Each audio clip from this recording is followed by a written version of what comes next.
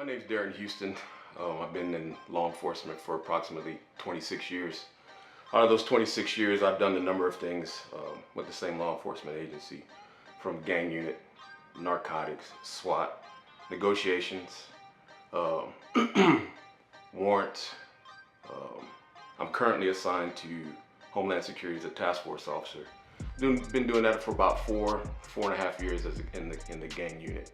I'm also assigned to our protective details, and I also do corporate protection and executive protection. The reason why I continue to use Triarc, the guns are unprecedented. Whatever I ask for, Chris takes care of it, hands down. Customer service is unprecedented as well. Also putting the guns out in the field to use, we've had no issues with them at all. And every time, if we ever did have an issue, Chris is a phone call away and he'll come out and take care of it. So currently we use the 10.5, the Triarc 10.5 rifle, the short barrel rifle. So when we're out in the field and we're out either doing vehicle extractions or we're running search warrants and we're kicking doors, the criminal element is always there. Even prior to making entries or being out on protective details, we always have to be aware about what's going on around us, 360.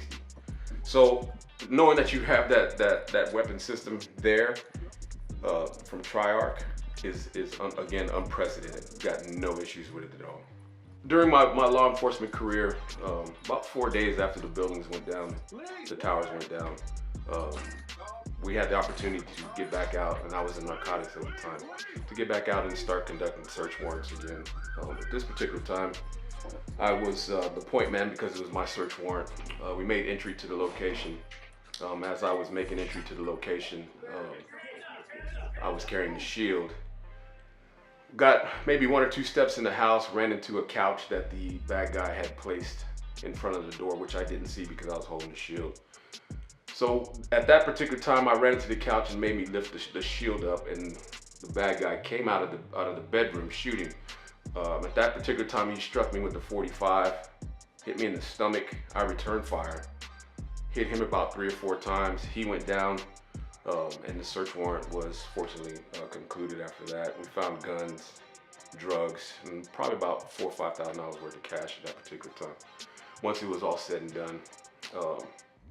After that, I had reached out to his supervisors and said, look, you know, we need to get better guns than what we have currently.